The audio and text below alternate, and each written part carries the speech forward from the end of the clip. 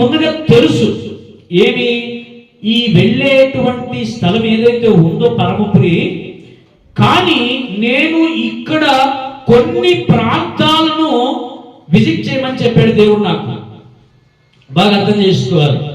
ఈ లోకయాత్రలో మనం జీవిస్తున్నటువంటి కాలములో మనము కూడా కొన్ని గృహాలు, ప్రాంతాలు, స్థలాలు దర్శించాల్సినటువంటివి నీ మీద బాధ్యత ఉంది. ఏంటి? మనం వెళ్ళే పని ఒకటి కాదు, వెళ్ళే బంధువుల ఇల్లు కాదు, వెళ్ళే మనకి తెలిసిన వాళ్ళ ఇల్లు కాదు. దేవుడు నీ మీద ఉంచిన భారం కాదు, బాధ్యత. ఒక ఇల్లు ఉంది, ఒక స్థలం ఉంది, ఒక ప్రదేశం ఉంది. అది ఎలాగో చేయాలంటే విధేయతతో నడుచుకోవాలి. ఇక్కడ ఏలియా గారిని మనం చూసినప్పుడు చాలా అద్భుతమైనటువంటి మాట. ఏలియా యెహోవా నన్ను బేతేలుకు పొమ్మని సెలవిచ్చి ఉన్నాడు. దేవుడు నన్ను బేతేలుకు పొమ్మని చెప్పాడు. ఎవరికి చెప్పాడంట? ఏలియాకి చెప్పాడు. అప్పుడు ఏలియా ఎలీషాతో అన్నాడు, ఏమని? నేను బేతేలుకు వెళుతూ ఉన్నాను, నువ్వు ఇక్కడే ఉండు అన్నాడు. అప్పుడు ఎలీషా ఏమన్నాడు? యెహోవా జీవము తోడు, నేను నిన్ను మాత్రం విడవను.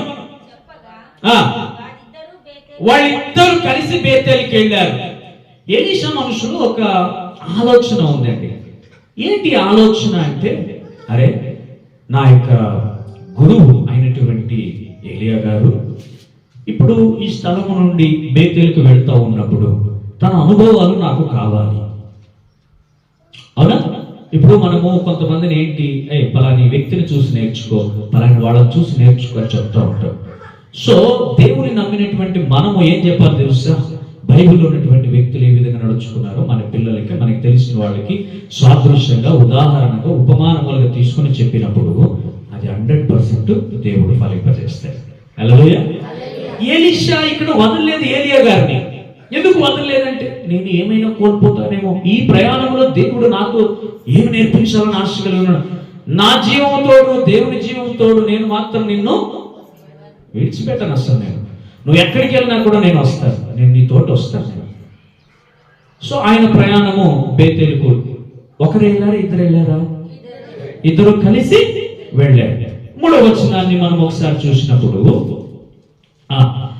బేతేలులో ఉన్న ప్రవక్తల శిష్యులు ఎలీషా యొద్దకు వచ్చి, నేడు యెహోవా నీ యొద్ద నుండి నీ గురువును పరమునకు తీసుకొని పోవునని నీ వెరుగుదువా అని ఎలీషాను అడగగా, అతడు నాకు తెలుసులే, నువ్వు మౌనంగా ఉండు అంతే.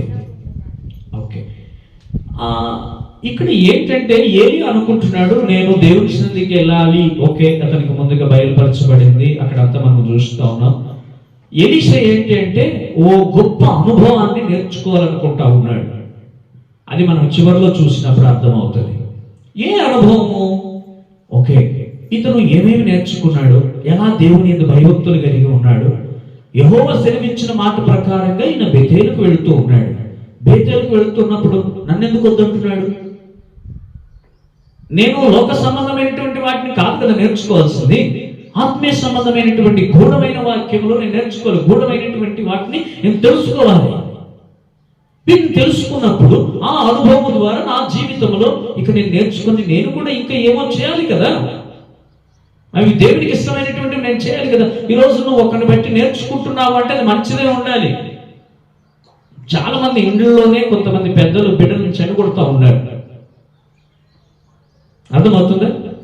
తల్లిదండ్రులు కాకోకుండా అత్తమామలు ఉండొచ్చు, అన్నదమ్ములు ఉండొచ్చు, లేకపోతే అన్న వదినలు ఉండొచ్చు, లేకపోతే ఇంకేం చెప్పాలి బాబాయిలు పెద్దనాన్నలు ఉండొచ్చు. చిన్న బిడ్డలను నాశనం చేసేస్తూ ఉన్నారు. ఒకవేళ మీకు బాగా అనిపించవచ్చు, మీకు తెలియకుండా కూడా మన బిడ్డలను నాశనం చేసేటువంటి వాళ్ళ రూపంలో అపవాది వస్తారు. ఆ అపవాదికి ఎలీషా ఏం చేశాడు తెలుసా? చోటు ఇవ్వలేదు. జస్ట్ నేను ఈ మాట అన్నాను అనుకో, ఏంటి ఇక్కడ నుండి నేను ఇతనికి దూరం అయిపోయినానంటే ఆత్మీయమైనటువంటి గూఢమైనటువంటివి నేను తెలుసుకోలేదు.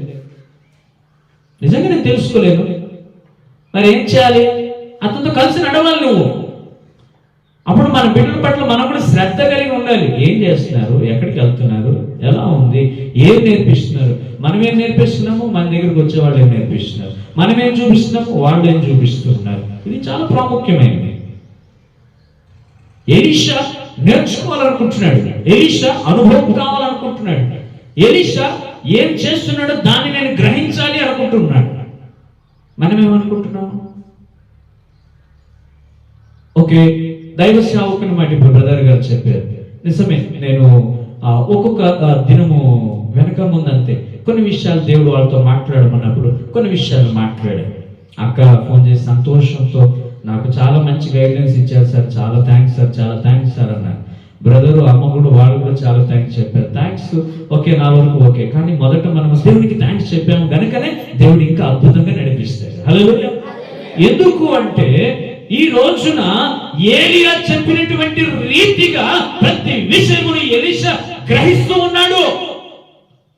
గురువు అనే దానికంటే అక్కడ మనం సేవకుడు కూడా అని చెప్పచ్చు. శిష్యుడైనటువంటి ఎలీషా ప్రతిదాన్ని క్రమబద్ధముగా పాటిస్తూ ఉన్నాడు. ఒక క్రమం అనేటువంటి దాన్ని ఆయన స్టెప్ బై స్టెప్ చేసుకుంటూ వస్తూ ఉన్నాడు.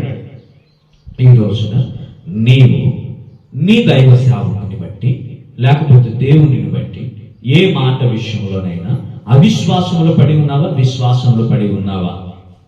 ఇది మనకు చాలా, నేను చెప్పాను శుక్రవారం, మన విశ్వాసం ఎలా ఉండాలంటే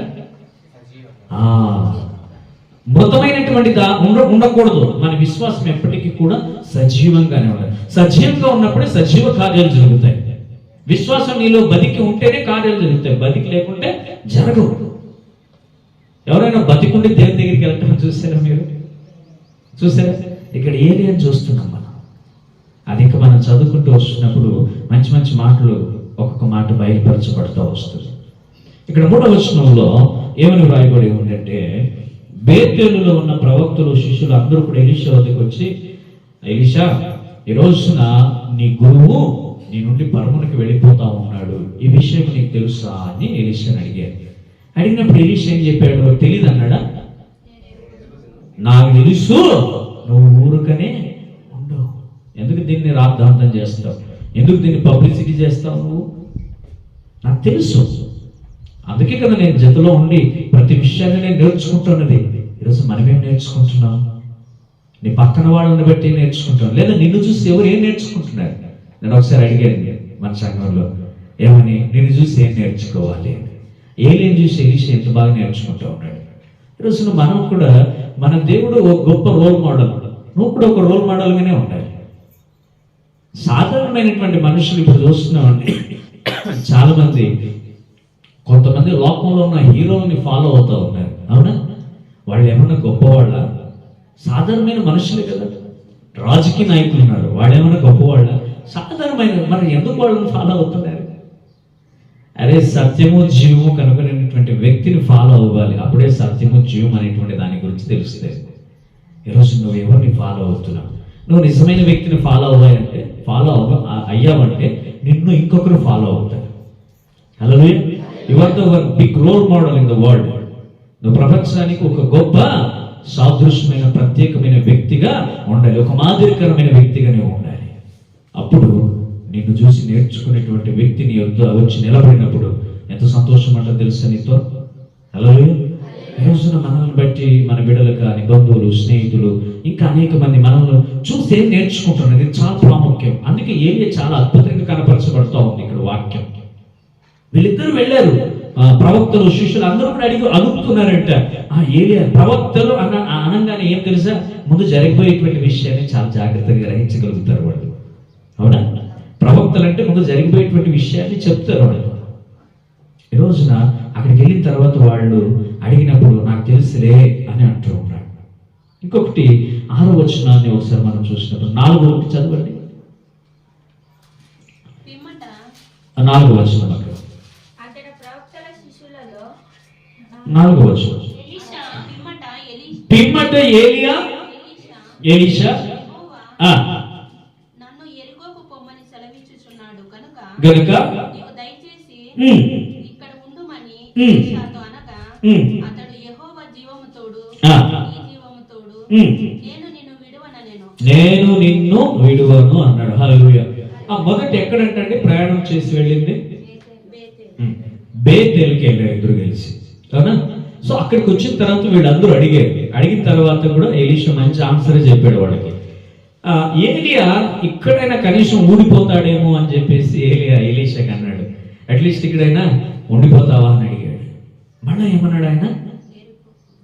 మళ్ళీ ఏమన్నాడు? ఆ ఎరుకకి మేము వెళుతున్నా, నేను ప్రయాణం చేసి వెళ్తున్నాను. ఎందుకు ప్రయాణం చేసి వెళ్తున్నారు? దేవుడు తనకి చెప్పిన స్థలాలను ఆయన దర్శిస్తూ వెళ్తూ ఉన్నాడు. ఆయన ఈ ప్రాంతాలకు వెళ్ళు అన్నప్పుడు ఆయన ఆ మాటను విధేయతతో తన ప్రయాణాన్ని కొనసాగిస్తున్నాడు. ఎంతెంత దూరము, ఎంతెంత భారము, ఎన్ని ఇరుకులు, ఇబ్బందులు ఉన్నప్పటికీ కూడా దేవుని వాగ్దానాన్ని తిరస్కరించకుండా ఆయన ఏం చేస్తున్నాడు? వెళ్తూ ఉన్నాడు. బాధ రాని, దుఃఖం రాని, కష్టం రాని, రోగం రాని, అలసట రాని, ఇరుకు రాని, అవమానం రాని, ఏది వచ్చినప్పటికీ కూడా దేవుడు వాగ్దానం ఇచ్చి నువ్వు నడువు అని నేనే చెబుతున్నాను కనుక నీవు ధైర్యముగా వెళ్ళు. ఇది ఒక సాధారణమైన మనిషి చెప్పట్లేదు. యెహోవానే సెలవిచ్చి చెబుతూ ఉన్నాడు, నీవు బేతేలుకు వెళ్ళు. ఏం చేశాడు ఏలీ ఏం చేశాడు? ప్రయాణం కొనసాగించాడు. అక్కడికి వెళ్ళి నుంచి అక్కడి నుండి మరలా ఎక్కడికి ప్రయాణం మొదలు పెట్టారంట? ఎరికో ప్రాంతానికి మొదలు పెట్టారంట. ఆయన ఎక్కడ కూడా అవిశ్వాసము, ఇంకొకటి ఏంటంటే బేజారు చేసుకోవటము, ఇంకొకటి ఏంటంటే విసిగించుకోవడం, సణుగు కొనటం చేయలేదు. ఆయన ఒక విధేయతను కనపరిచాడు ఏలియా గారు. ఇది యెహోవా సెలవిచ్చిన మాట, ఇది దేవుడు సెలవిచ్చిన మాట. ఈ మాటను నేను తప్పకుండా చేయాలి. ఈ రోజున నా జీవితంలో దేవుడు మనకు బయలుపరిచి ప్రతి విషయాన్ని కూడా వాక్యము ద్వారా, దైవ సేవకుని ద్వారా, విశ్వాసుల ద్వారా, అనేకమైనటువంటి వాటి ద్వారా కనబరుస్తూ, చెబుతూ, వింటూ, గ్రహించగలిగినటువంటి పరిస్థితులు మనలో ఉన్నప్పటికీ కూడా ఎందుకు మనము ఇంకా ఇంకా ఇంకా దేవుని వాక్యానికి విధేయతను చూపలేకపోతున్నాం? ఈరోజు చాలా మంది అంటున్నారు, ఓకే, కష్టము, బాధ, దుఃఖము, వేదన, అనారోగ్యం, అప్పులు, సమస్యలు, ఓకే, ఎక్కడ అంత పర్ఫెక్ట్గా మనం ఉంటున్నామా? ఓ చిన్న మాటలోనే మనం ఏం చేస్తున్నామంటే దేవుని మాటను పక్కన పెట్టేస్తున్నాం. అలాంటప్పుడు కార్యములు సఫలం ఎలా అవుతూ ఉన్నాయి? సరే, జరిగింది, పశ్చాత్తాపమైనా ఉందా? ఒప్పుకోవడం ఉందా? ఎందుకు? అరే, మనము పౌలు గురించి చూసినప్పుడు ఆయన అంత క్రూరుడైనటువంటి వాడు, క్షమాపణ పొందాడు. నేను ఇవన్నీ వదిలేస్తాను అన్నాడు, మాటిచ్చాడు. మాటిచ్చిన ప్రకారంగా సంఘాలను, విశ్వాసాలను స్థాపించాడు. ఓ అద్భుతమైన పరిచర్య చేశాడు. దేవుని గురించి ఎరగని వాడే దేవుని అద్భుతంగా తెలుసుకునే ఓ గుంపులను తయారు చేశాడు పౌలు. ప్రతి ప్రాంతానికి వెళ్ళి సువార్తను ప్రకటించాడు. ఈ రోజున ఓ నమ్మకం, ఒక విశ్వాసం మనలో ఎక్కడ కనపరచలేకపోతున్నామంటే విశ్వాస విషయంలో పడిపోతున్నాం. నేనే కదా చెప్తుండేది, ఎవరు చెప్తున్నారు నీతో? నేను మాట్లాడుతున్నాను, నా మాట, నా స్వరం నువ్వు విను. మనం ఏం చేస్తున్నాం? లోక సంబంధమైన స్వరాలు మనం వింటున్నాం. ఈ లోక స్వరం నిన్ను ఏం చేస్తుంది? పరమకు తీసుకుపోదు. ఎక్కడ తీసుకుపోతుంది? తూర్పు చేస్తుంది, కూల్చిపారేస్తుంది కిందకి. ఇక్కడ యెహోవా ఆయనకి చెప్పినటువంటి మాట మనం చూసినప్పుడు, ఎలీషా యెహోవా నన్ను ఎరికోకు పొమ్మని సెలవిచ్చు అన్నాడు. అద్భుతంగా చెప్తున్నాడు అక్కడ మాట. ఆయన నన్ను దేవుడు ఎక్కడికి పొమ్మన్నాడు? ఎరికోకు పొమ్మన్నాడు. అప్పుడు ఏమన్నాడు ఎలీషాతో?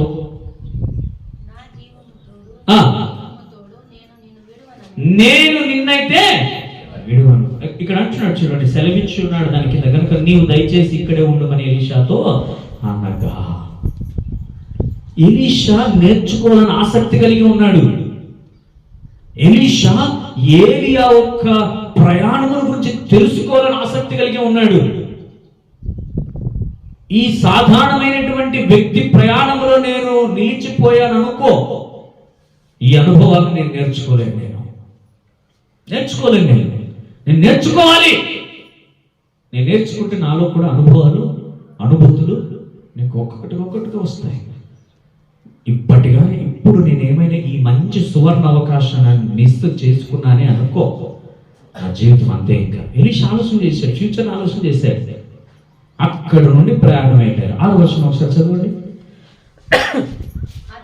అతడు అంతటా ఏలియా